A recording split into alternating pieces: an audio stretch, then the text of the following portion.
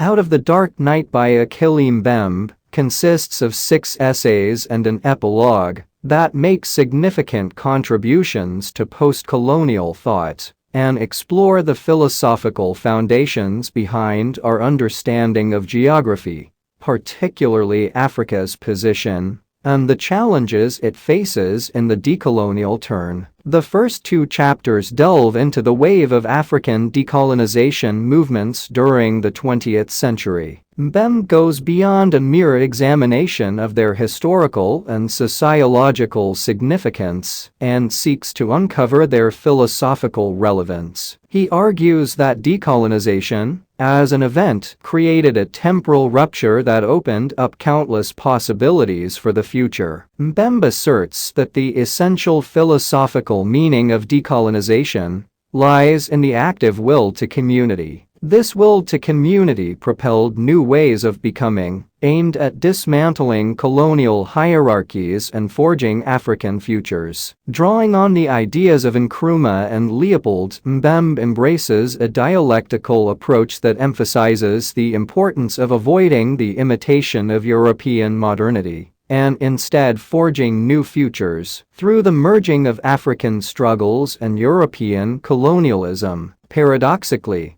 it is the very acts of physical and epistemic violence that give rise to zones of creolite, where futurity becomes possible. Mbembe highlights the temporal ruptures and consequences of decolonization in the present, drawing attention to the perceived inability of scholarship to adequately address these dialectically produced and shared pasts. Mbembe challenges Hegelian conceptions of Africa, which often depict it as an ahistorical, shadowy continent existing outside of time, caught in cyclical processes. He keenly demonstrates how Africa has been treated as a realm incapable of producing universal knowledge, reduced to a mere reservoir of raw data. Ironically, this data has been instrumental in the formation of modern knowledge systems. Mbembe sees Africa as an epistemological laboratory, a space where concepts of the state and its absences are tested and transformed into general principles. He argues that there is no better terrain than Africa for scholarship that seeks to describe novelty,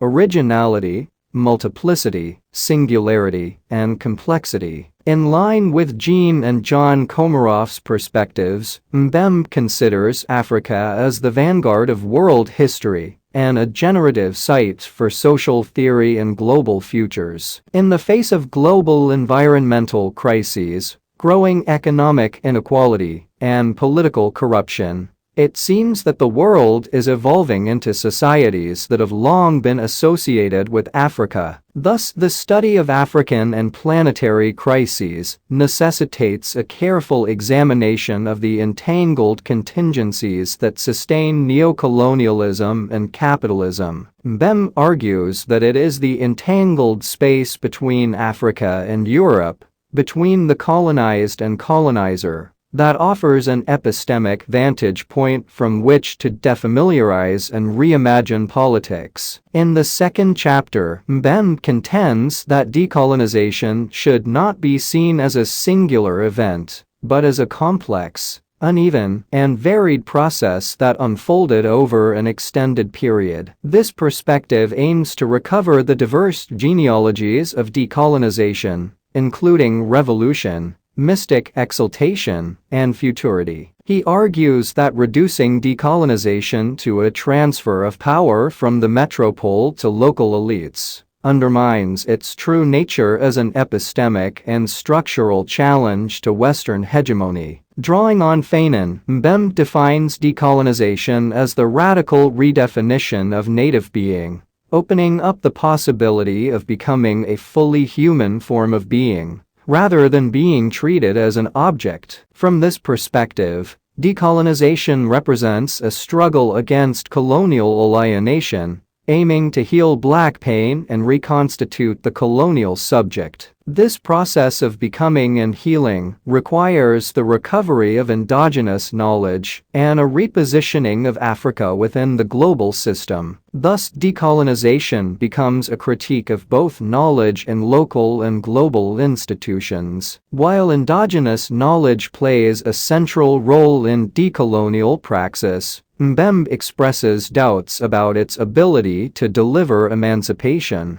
The emphasis on indigenous epistemologies initially emerged as a response to the white normative gaze and aimed to position Africans as subjects in history who could speak from and about Africa in a universal register. However, Mbembe is critical of the fetishization of indigenous epistemologies, as it does not lead to economic autonomy, and rejects the dialectically produced and shared past that he considers crucial for new forms of African social transformation. According to Mbembe, there is no viable return to a pre-colonial and pre-capitalist Africa. Our understanding of that past is largely an invention of the present. He envisions the future as the only horizon of possibility, though he provides little evidence to support this sober optimism. Chapters 3 and 4 focus on the consequences and implications of decolonization by France, revealing that the nation-state that emerged from this process was not fully decolonized. Furthermore,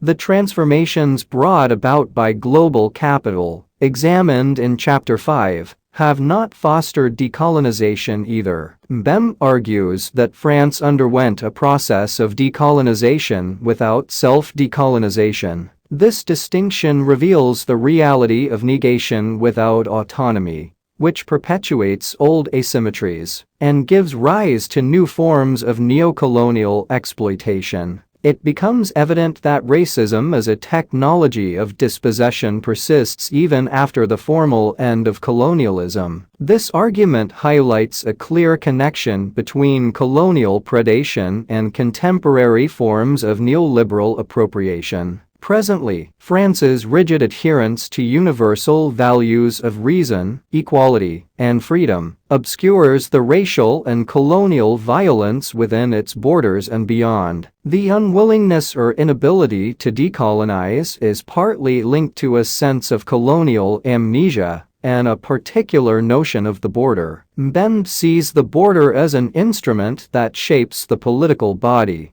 determining how neighbors are treated, how enemies are handled, and how foreigners are dealt with. The final chapter speculates about Africa's future. Reiterating an earlier point, Mbembe regards Africa and its diaspora as a central site of postmodern experimentation, characterized by its potentiality, pluralities, interconnectedness, and complexity, which serve as harbingers of the world to come. His Afropolitan perspective illuminates the entangled connections between the colonizer and the colonized, focusing on shared sites where a growing realization of the need for an unusual and unprecedented knowledge emerges. This dialectical mode of thinking uncovers and underscores the affiliations that require translation. For Mbembe, contemporary Africa and its diaspora provide an opportunity to critically examine the interplay between oppression and resistance,